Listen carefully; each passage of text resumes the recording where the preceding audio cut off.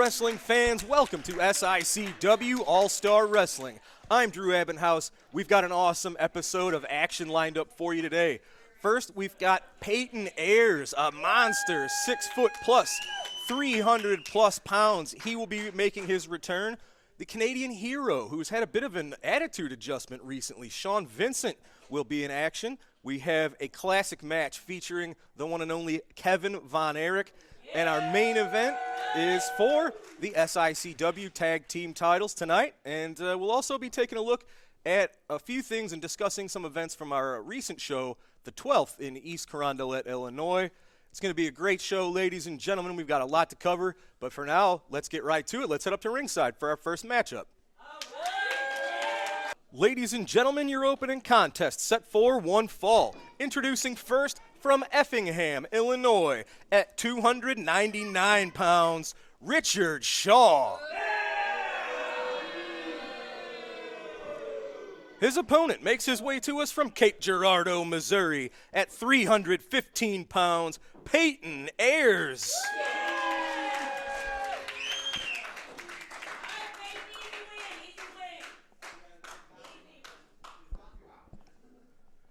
Referee Denny Thomas has called for the bell. The action is underway. This should be a great match here. Peyton Ayers is a relative newcomer here in SICW, a very impressive young athlete, which, as you can see, he's got some size. He's 6 foot plus, 315 pounds, but taking on another guy that's 6 plus, right around 300 pounds himself, in Richard Shaw. Peyton whipped in the ropes. Boom, big shoulder block, neither man budging an inch. He said, do it again. The crowd wants to see it again. Same result. Richard Shaw calling for it again. Peyton getting some momentum going. Oh, he saw that clothesline coming. Ducked it with a clothesline of his own. Back elbow to Richard Shaw. Sends him crashing to the mat. Peyton Ayers, whoa, look at the strength. Lifting the big man Shaw up and planting him with a body slam. This Peyton Ayers is going to be somebody to keep an eye on. He picked up the pinfall victory in a recent big six-man tag team match in East Carondelet. Oh, he's not wasting any time. He's going right for the choke slam, ladies and gentlemen. That's what got him the job done in the previous matchup. But Richard Shaw, he scouted that one out. Some fingers in the eyes, a little bit of a back rake going on there. Big chops, clubbing blows to the chest of Peyton Ayers. This is a battle of the hosses, folks. These are two big sons of guns. You have to imagine this will be more a sprint than a marathon. Richard Shaw, he's got Peyton's throat right over that middle rope. Oh.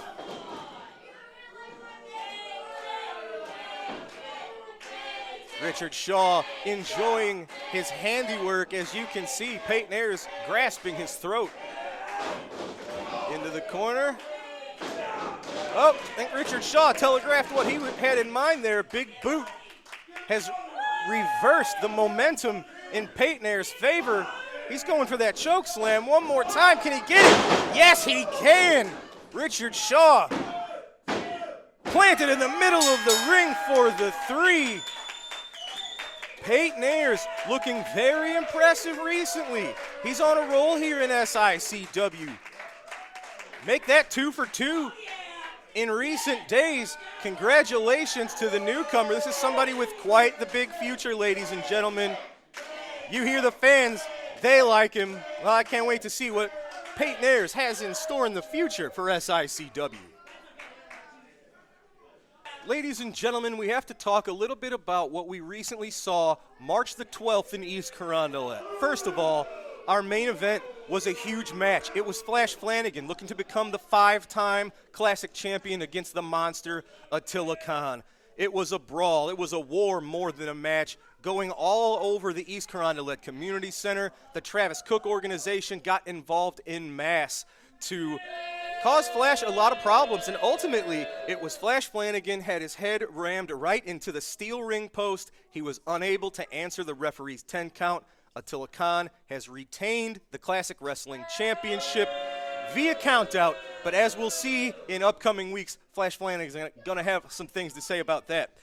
We also had a rather uncomfortable moment with Travis Cook and Wildfire. Curtis Wild and Travis Cook had recently joined forces, something that everybody thought was going to work out quite well. We thought they were going to gel together, and it was going to be a nightmare for all of us. However, there was a bit of miscommunication in that match.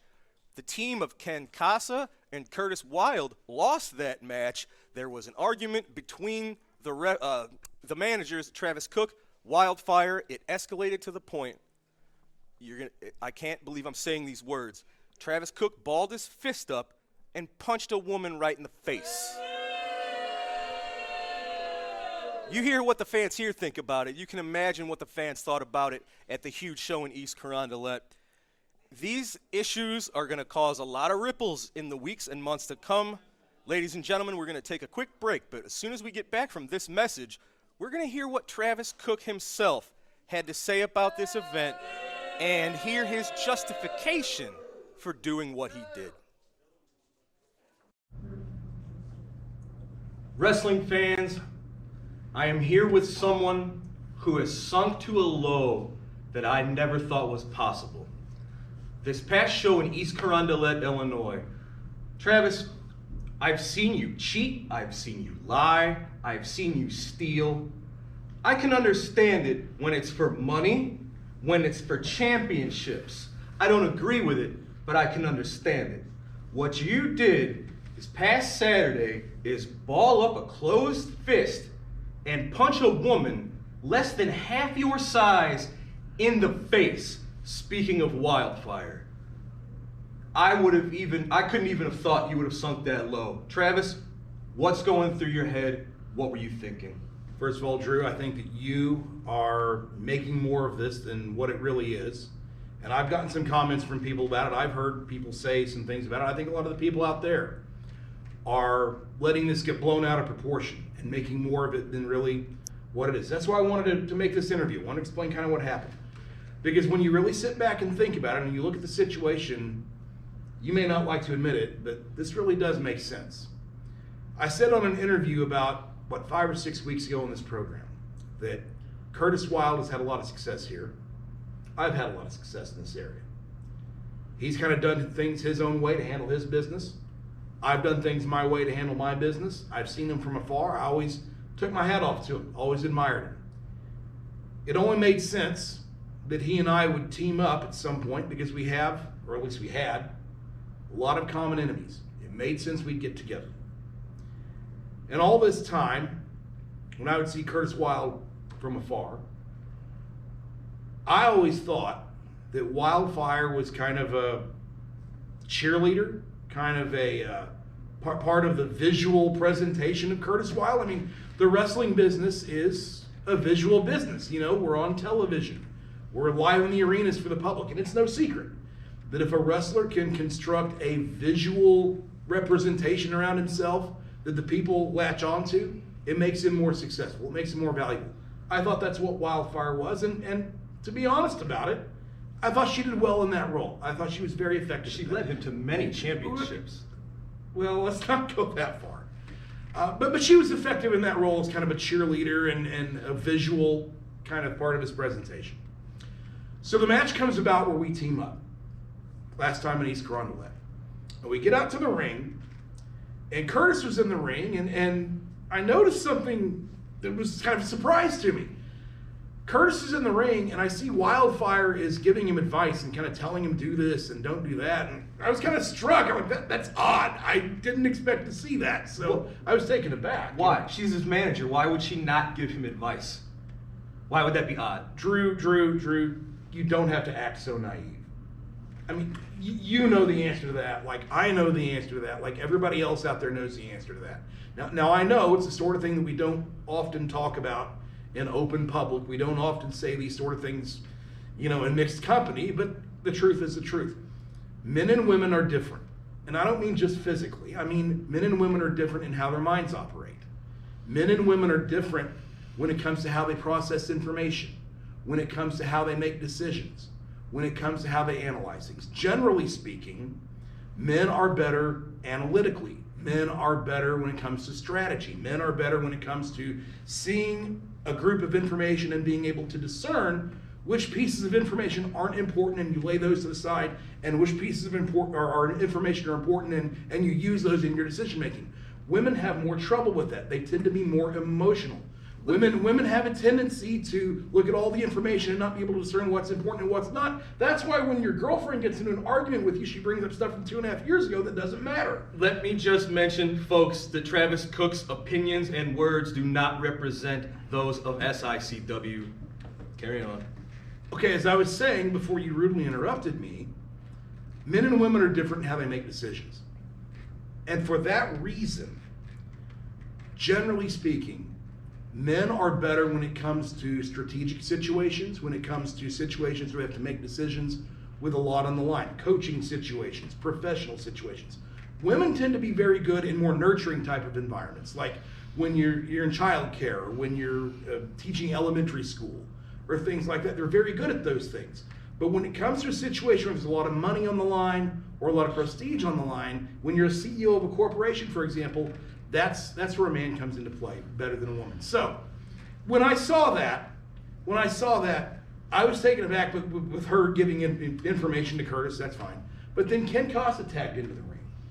And when he tagged into the ring, she starts trying to give him information. Now, Curtis... Like a manager. No. Ken Costa is a classic wrestling champion. He held the belt longer than anybody else. Wildfire has never been in that type of position. She wouldn't know how to coach in that environment. I do. So she's trying to coach Ken Costa. I'm trying to coach Ken Costa. And it all got bungled, and we lost a match we never should have lost. So then, yes, it's true. We had words after that point. And, professional situation, I had to kind of instruct her that, hey, I'm the leader here.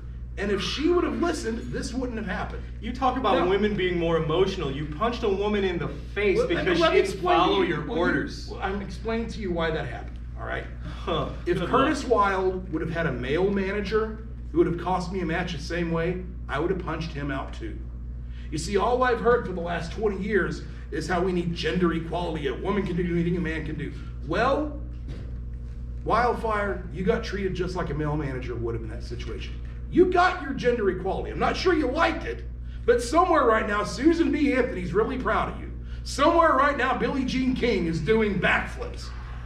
Because you got the equality you wanted, sister. I'm not sure you liked it. Now, Curtis Wilde, you tried to punch me. You tried to attack me. And I guess you're taking the wrong side in this situation. Maybe if you'd have put your foot down years ago, we wouldn't be in this situation. But you've made your bet. Now you two are going to have to line. Well, I think that speaks for you too, pal. You've had a lot of bullseye on your back for a long time, and you've just added a whole lot more. There's going to be a lot of folks coming after Travis Cook, ladies and gentlemen, and quite frankly, I can't wait to see it. Oh, come off it. Ladies and gentlemen, this matchup set for one fall. Introducing first from Texas, weighing 278 pounds, he is Waco. His opponent, making his way to us from Gun Barrel, Texas, at 386 pounds, the Big Texan. Oh, Waco not waiting for the bell, and that's exactly what you have to do to keep things going in your favor against the Big Texan. Waco giving up about 100 pounds in this contest. You can't let Big Jim, Big Texan, you can't let him get any momentum going because you're probably going to lose that. As you see, Waco making a big mistake. Right hand to the gut. Look at those huge forearms right into the upper back. The strength of the Big Texan cannot be underestimated. And these are two men that are very familiar with each other, tag team partners at various times in their careers. So each man is very familiar with what the other has to offer. Oh my God. Listen to that, those chops, you can hear those all across East Carondelet. Oh. I tell you what, I hate to condone doing any sort of shady tactics, but Waco is going to have to reach into his bag of tricks if he's going to want to stop the momentum of this 380-pound Texan. And we've seen in recent weeks and months, well, let's see what he's got here. Oh, picks up Waco, glancing with a side slam, goes for the cover. Outside shoulder up at 2. I thought that might have been that lariat we've seen the Big Texan using so successfully here recently in SICW. Of course, shades of Stan Hansen with that 380-pound clothesline, more like a lariat that just decapitates people. Waco got a little hot in the kitchen there. Waco taking a breath, maybe need to regroup, come up with a new strategy here. His previous one wasn't really getting it done. Look at him, he trying to keep as much space between him and Texan as possible. Oh, I told you, he's a wily one though. He stayed one step ahead of Texan, caught him coming into the ring, kicked the middle rope right into the extreme lower, just for the 2 though. Right in the, what do you call that, folks? Extreme lower extremity. But that's all it took. This is why Waco is so dangerous. And we talk about he's more of a mercenary, a hitman, than a wrestler that cares about getting wins. He's here to hurt people. He's here to collect money. And we don't know what he's getting paid for. We don't know if someone is maybe wanting to take out Texan. We don't know if Waco's working on his own here. Things certainly seem to be working out just fine for him now. Look at that. Just 2 handfuls of fingers right into the eyes, raking the face of Texan, into the kick, right into the throat. Oh my God, right into the neck of the Big Texan. That could injure a trachea or crush a windpipe. Waco, you can see the frustration. He thought that was a 3, but you gotta do a little more than that to the Big Texan to keep him down for the 3 count. Tex, outside shoulder up at 2.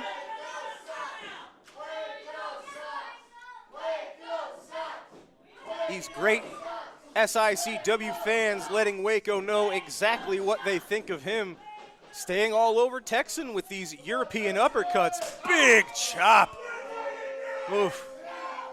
Waco's got a very devastating chop in and of himself, but I'm not sure that's a contest you want to have with Big Texan. Tex getting out of the way. Oh, Erich, there it is. There's that lariat that's caused so much destruction. And it got the job done once again.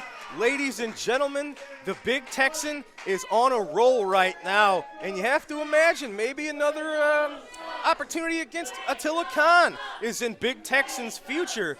He's almost flawless here in recent memory. Big Texan utilizing that lariat once again to pick up a win today on All-Star Wrestling. All right, ladies and gentlemen, we'll be right back after the break, but don't go anywhere. Today we've got great classic wrestling action. It's Kevin Von Erich, who was a big star here in St. Louis, in Texas, in Japan, all over the world. And he'll be taking on Roger Kirby, who fans in St. Louis, Kansas City, and other cities will be very familiar with. And once upon a time, it was none other than Harley Race that considered Roger Kirby to be on his level. So we're going to see an excellent pro wrestling match from the 80s now, ladies and gentlemen. Let's take a trip back in time and take a look at Kevin Von Erich versus Roger Kirby. Welcome to Wrestling at the Chase, the opening bout, a 1 fall with a 10-minute time limit. Introducing from Dunkirk, Indiana, weighing 238 pounds, Roger Kirby. And from Denton, Texas, weighing 235 pounds, Kevin Von Erich. Referee Lee Warren. Roger Kirby squares off with Kevin Von Erich. Quite an opener on Wrestling at the Chase. Kirby, very strong, holds the world record for the leg press. He hoisted 2,800 pounds. That's a very strong individual. And Kevin Von Erich has his work cut out for him, as he did last week in a handicap tag match. But Kevin held up beautifully and scored a big victory against 2 opponents. Kevin moves behind Kirby. Kirby counters with a double wrist lock, comes up with an arm bar on Kevin Von Erich. Good move by Roger Kirby. Kirby twists the arm, turns it into a hammerlock. Kevin spins out. Nicely done by Kevin Von Erich. Speed and agility coming into play and doing the job for Kevin Von Erich. Kirby waits patiently for Kevin to come to him. They tie up, and it's a side headlock by Kevin Von Erich on Kirby. Kirby lifts Von Erich. Von Erich hangs on, and Kirby is thrown over the hip. Kirby used his strength there, but he didn't have quite enough to throw away Kevin Von Erich. Kevin really hung on to the head. And that's the key when he's up in the air like that. He has to keep a good grip on the head. Otherwise, he's going to go sailing through the air in a very bad position.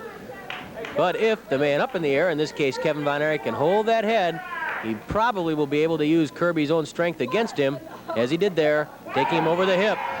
Kirby pulls the hair, and referee Lee Warren slaps Kirby's hand away. The hold still belongs to Kevin Von Erich. Hip toss by Kirby. Oh, it didn't work. Well done by Kevin Von Erich. The hip toss by Roger Kirby, but Kevin held onto the side headlock. Very, very difficult to do there for Kevin Von Erich. Kirby really had Kevin off balance, but Kevin persistently hung on to that headlock. Kirby rolls Von Erich into a cradle. Can't keep him there, though. Only long enough for a count of 1 by 2. Von Erich's shoulders had come free of the mat. Kirby struggles to his feet. Hip toss again, and it still doesn't work as Kevin Von Erich hangs on to that side headlock. Kirby must be getting a little frustrated. He can't seem to break out of this side headlock.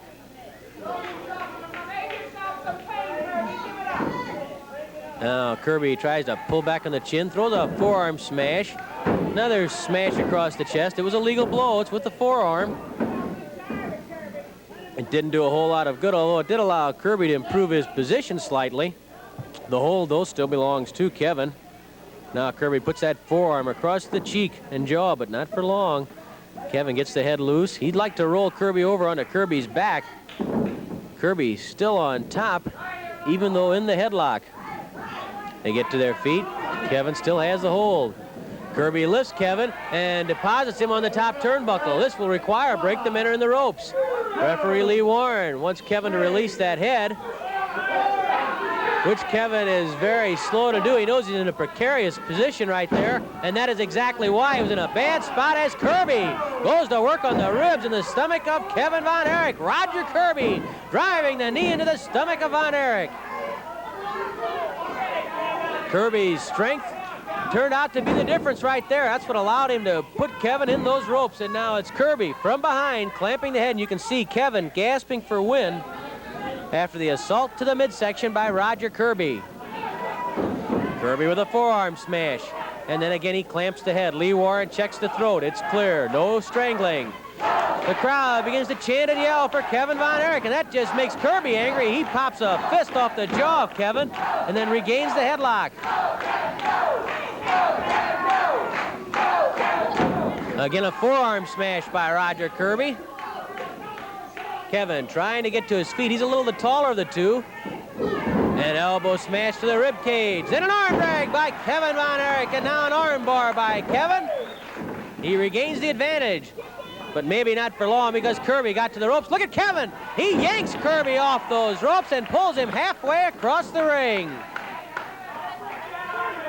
Talk about strength. We've been talking about the strength of Roger Kirby, but Kevin Von Erich has plenty too. And there's the knee right across the cheek of Roger Kirby, stretching out the neck. Not only does Kevin Von Erich have tremendous power in the upper body, but you can look at those legs and understand why Kevin Von Erich has been working on the body scissors as a submission hold. 5 minutes have elapsed, 5 minutes left. Actually, it was promoter Sam Muchnick who gave Kevin the idea of working on the body scissors as a submission hold. Promoter Sam Muchnick noted that Kevin, in his legs and lower body, was built a lot like the late, great Joe Stecker, who held the World Heavyweight title 3 different times back around the early 1920s.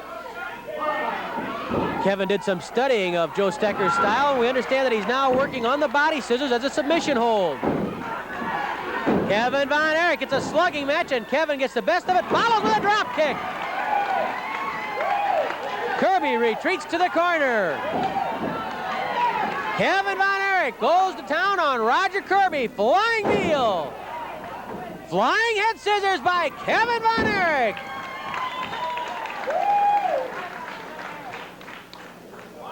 From what we've heard about Kevin Von Erich's body scissors, you know Joe Stecker used to be able to take sacks of grain, of wheat or of sand, and he could put a body scissors on that sack of sand and actually split the sack open, just crush the sack literally. Kevin Von Erich has been training the same way, and we understand that he has now developed the strength and the leg extension in his legs to the point that that body scissors, he can use it in the same way Stecker did, literally crushing sacks of grain, sacks of sand. Can you imagine how effective that would be across somebody's stomach, across the rib cage? He can use it as a submission hold, and of course we've seen him use a rolling body scissors as a pin maneuver. So Kevin Von Erich becoming more versatile every day, and that's something to be looking for from Kevin Von Erich in the future, the body scissors as a submission hold.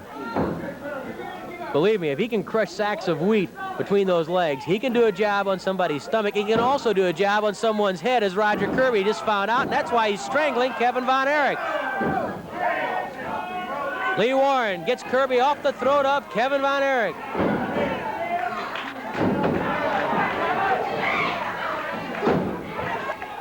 Three minutes left, 3 minutes. 3 minutes remain as Roger Kirby and Kevin Von Erich slug it out. Kirby knocked to one knee. Elbow smash to the neck by Kevin Von Erich. Kick to the stomach by Kevin. Flying mare by Kevin Von Erich. Flying elbow drop rivets Kirby to the mat. Count of one. At two, though, Kirby pulls the trunks and shoves off Kevin Von Erich. Again, the flying mare by Kevin. Knee drop to the chest. It was not on the throat, it was on the chest. Another knee drop by Kevin. He goes for the pin on Kirby. Count of one. At two once more, Kirby escapes the pin. The pin possibility, rather. Knee lift to the stomach by Roger Kirby. Kirby's a tough customer. He can take punishment. He can dish it out. He doesn't need much of an opening to find room to score, as Kevin Von Erich found out right there. And Kevin doesn't need much of an opening either. He caught Kirby in the stomach. Smash to the forehead by Kirby. That one dazed Kevin Von Erich. Kevin staggers to the corner as Kirby pounds on Kevin's head. Kirby whoops Kevin into the buckles. Kevin lashes out with that boot to the midsection. Kevin refusing to quit fighting. That's instinct in any Von Erich. Kevin, David, Fritz, Carey, you name it. They just won't quit. They don't know what quit means. Oh, Kevin went for the iron claw and Kirby blocked it. Kevin went for the iron claw and Kirby blocked it. Kevin trying to shove that hand through there and get to the head of Kirby.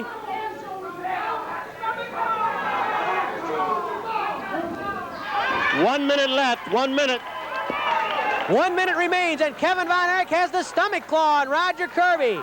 Kevin Von Erich with a stomach claw. Kirby trying to punch his way out of the stomach claw by Kevin Von Erich.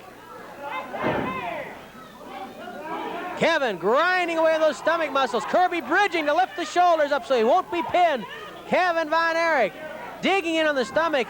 Now Kirby manages to get over on top of Kevin. Kevin bridges his way back on top of Kirby with the stomach claw.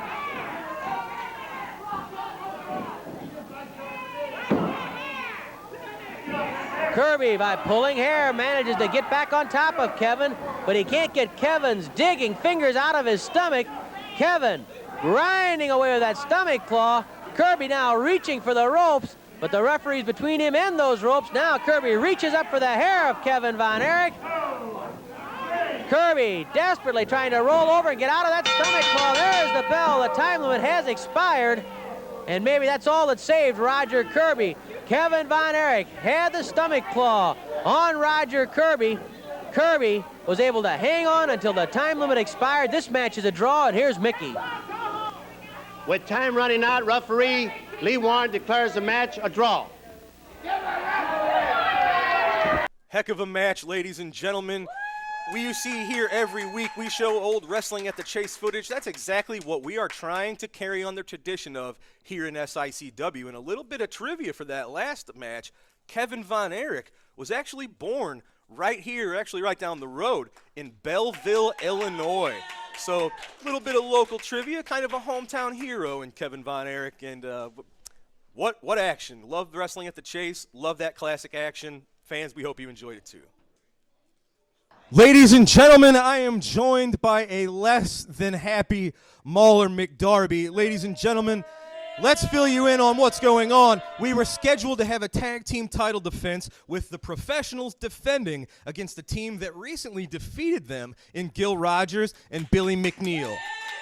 However, just 24 hours ago, your partner, Sean Santel, was injured in a match and is going to be required to have surgery. Therefore, as of now, the tag team titles are vacated. There are no tag team champions, but tonight's main event is still going to be for these belts.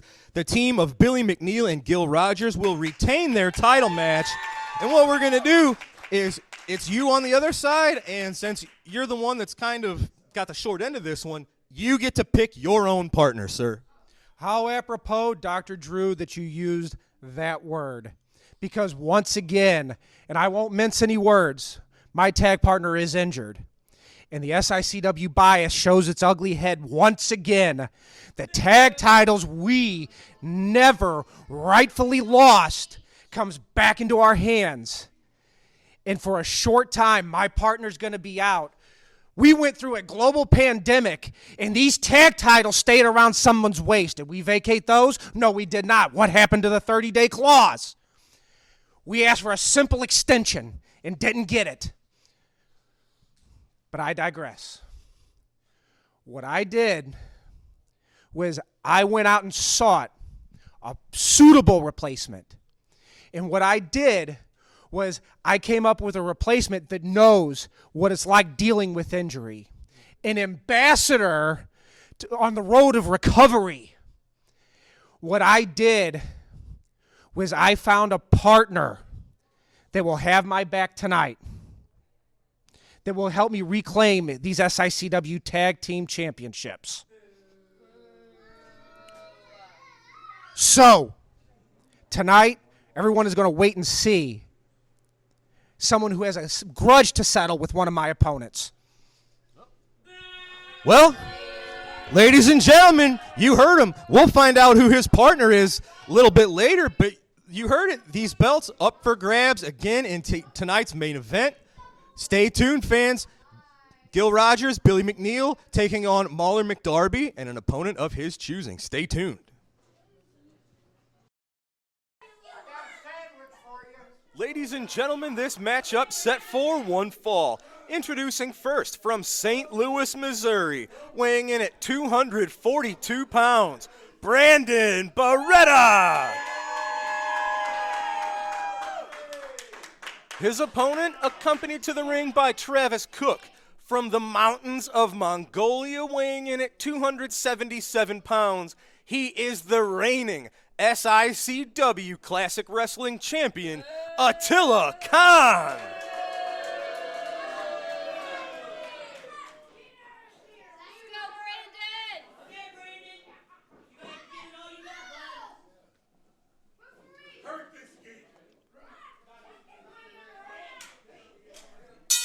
Ladies and gentlemen, the bell has rung in what I have to say might be one of the most miscited. What's the word I'm looking for there?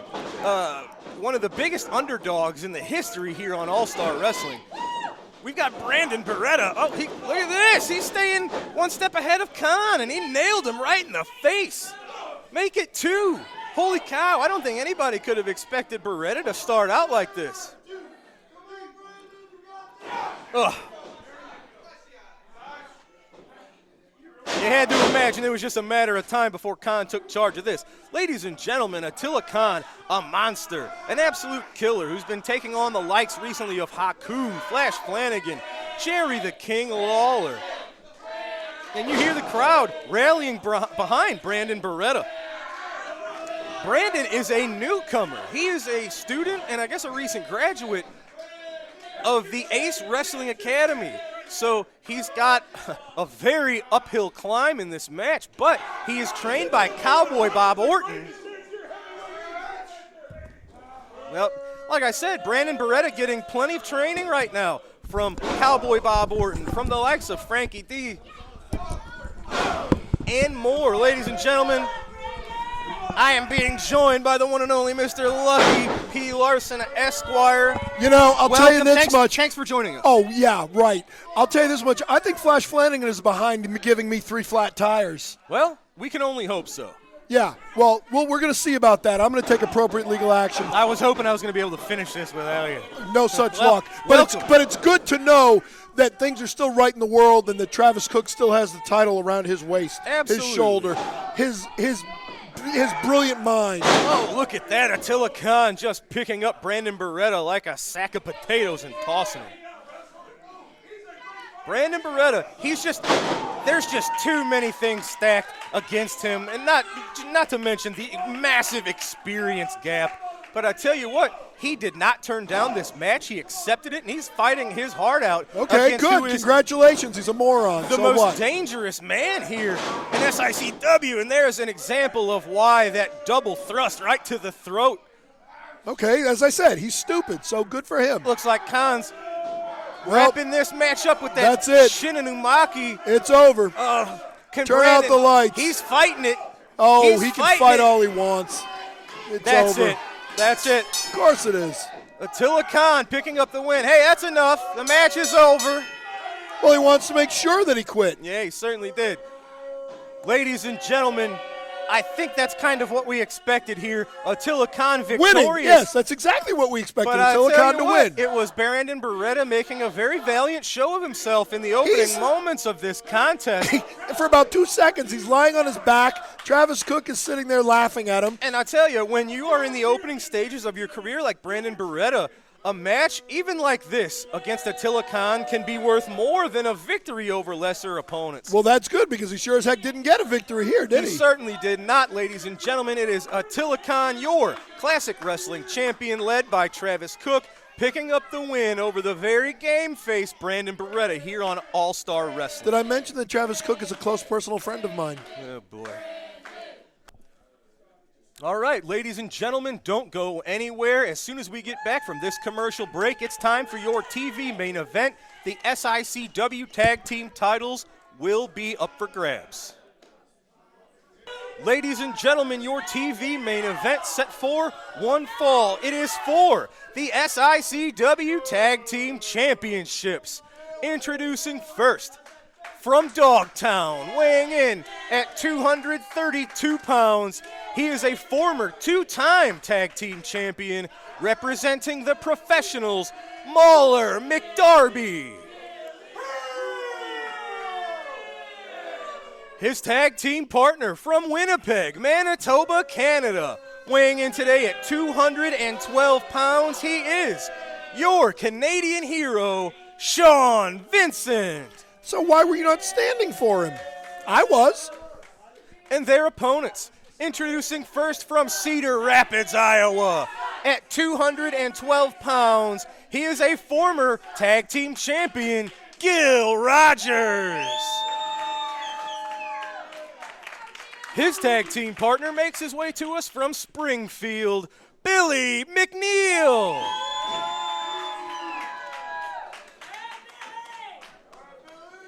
I think it was very rude of you not to get up when they brought their flag in. Show respect for their country. That's fine. Ladies and gentlemen, that is excellent SICW referee Nick Ridenauer showing off those beautiful tag team championships. Of course, that's also like saying the most attractive one in the ugly beauty pageant. There you go. The bell has sounded. The match is underway. It is Billy McNeil taking on Sean Vincent. These two have had a bit of recent history. Of course, it was our last show in East Carondelet. Sean Vincent chose to take a count out rather than have that questionable boot of his potentially removed by Billy McNeil. And Mauler McDarby, you know he's mad. He didn't get, their first title reign. He's right. They never got their granted rematch. And this time, he lost the titles without ever really losing them. He lost his partner, and he had to vacate the belts.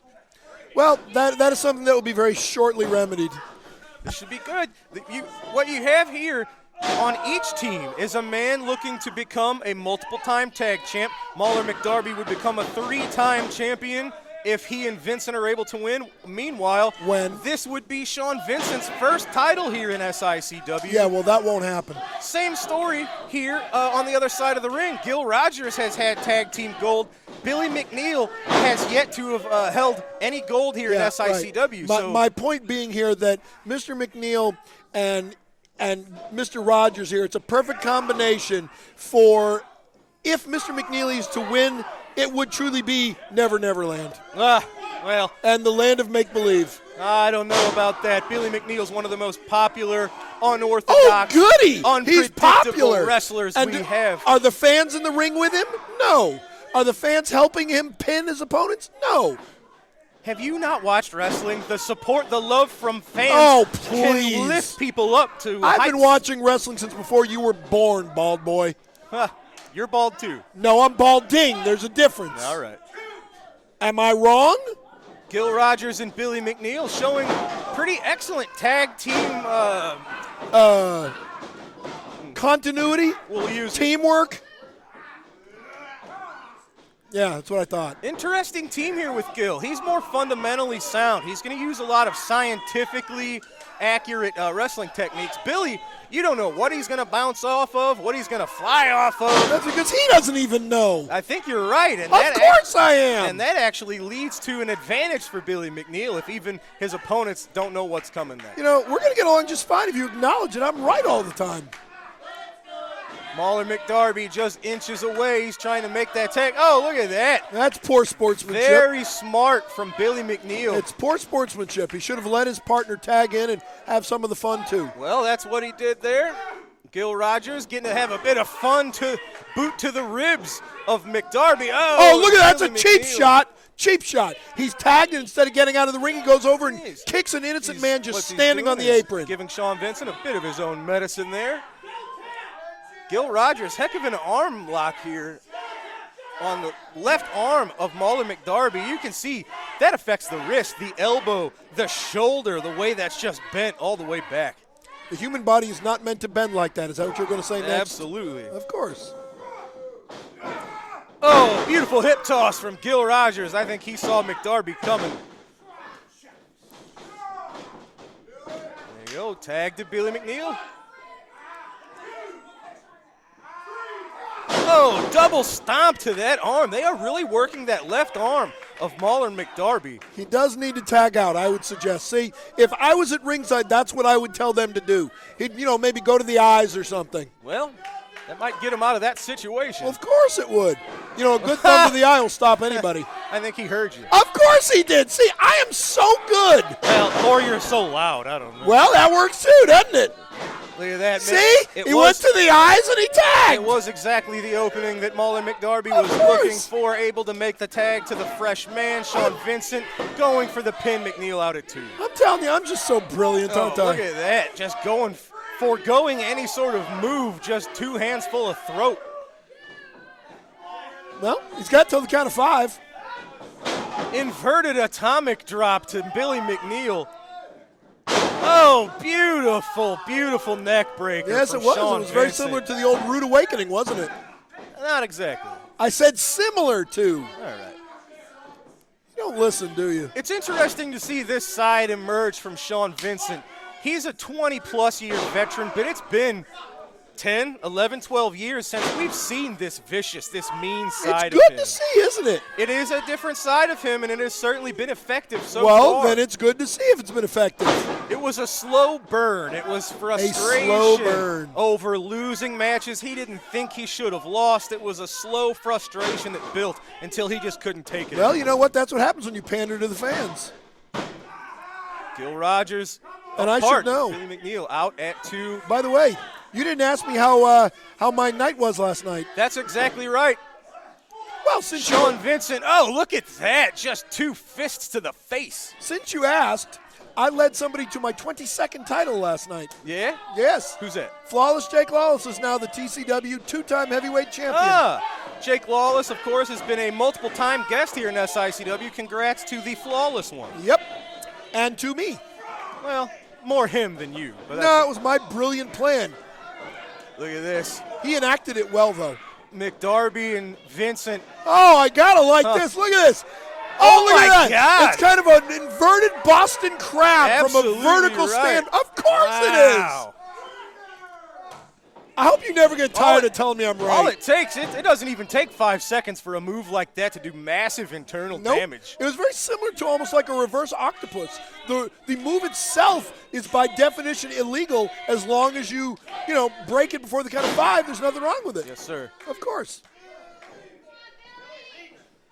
What goes up must go down. Yep, Billy's in the wrong part of town. Yep. Look at that. See? He made sure that Mr. Rogers couldn't break up the pin.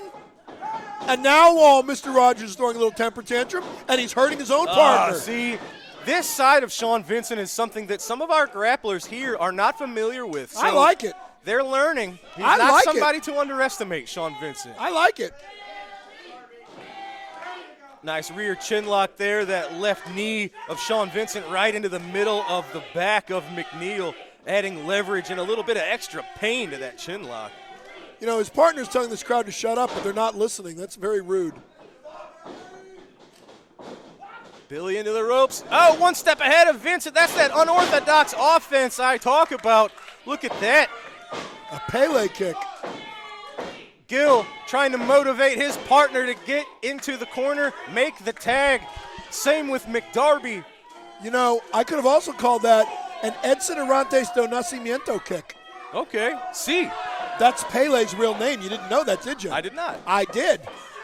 And folks, you can look it up. That's absolutely true. Edson Arantes do Nascimento, Pele. Well, that's a champion soccer player, and you've got 4 men here looking to become champions as we speak. Big body slam to McDarby. One for Sean Vincent. Gil Rogers is a man on fire. Well, it's 2-on-1. Beautiful drop kick. Or 1-on-2. Look at that. He's feeling it. Billy McNeil, he gave his partner the nod. I think he's recovered enough to get something going. Let's see what these two have in mind. Ooh. Oh, springboard cutter. What? They did it! Billy McNeil cuts off Sean Vincent. Gil Rogers pinning Mauler McDarby. I can't believe it, ladies and gentlemen. Gil Rogers is now a 2-time tag team champion, and Billy McNeil picking up his first gold here in SICW. And I'm going to be sick. The crowd is loving it. Gil Rogers, he's loving it. Billy can't believe it. I can't believe it. Ladies and gentlemen, your winners via pinfall and your new SICW Tag Team Champions are Gil Rogers and Billy McNeil. Well, this truly is a definition of make-believe, isn't it? I guess anything can happen here at SICW. Yes, sir. Well, congratulations to our new champs. Congratulations, Gil. He did it. Yeah, and congratulations, Billy. Ladies and gentlemen, I'm gonna throw up. Our new tag team champs. Unbelievable. Ladies and gentlemen, what an episode of All-Star Wrestling. We saw Peyton Ayers victorious in the battle of 300-pound monsters. We saw Big Texan go toe-to-toe with his former partner Waco, but it was that deadly lariat getting the job done once again. In classic action, it was Kevin Von Erich looking impressive as ever against Roger Kirby. We saw Attila take on the very game Brandon Beretta, but the experience difference was just way too much for Brandon to overcome. As we saw in our main event, our new tag team champions are Gil Rogers and Billy McNeil, defeating Mauler McDarby and his mystery partner Sean Vincent. Incredible episode, and of course, you saw Travis Cook and his rather twisted justification for his actions this past March the 12th. And more importantly, Flash Flanagan's plan of ripping the tires off my car, giving me 3 flats, and making me late to get here didn't work. Well, it worked for me. Ladies and gentlemen, that's going to do it for tonight's So you were in on it, SICW what you're saying. All-Star Wrestling. For Lucky P. Larson Esquire, I'm Drew Ebenhouse. I'm going to look into this. We'll see you next week. Hey, I'm not done yet. On March 26th in Melville, Missouri at the VFW on Lemay Ferry Road, ACW and SICW team up to bring you the best in live professional wrestling. Go to acwtheshow.com for advance tickets.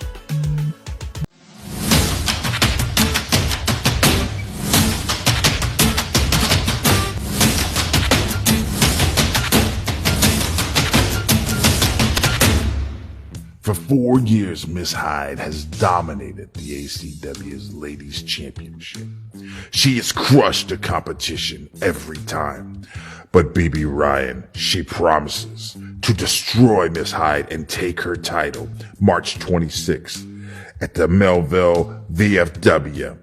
But now, daughter of the legendary wrestler Bam Bam Gordy, Miranda Gordy has thrown her hat into the ring. Now it's going to be a three-way dance for the ACW's championship. These three will tear into one another, and only one will walk out, the ACW's ladies champion. That's BB Ryan. Miranda Gordy faces the champion, Miss Hyde, and only one can survive. March 26th at the VFW, Melville, Missouri. Tickets are all just $5. For more information, just go to acwtheshow.com.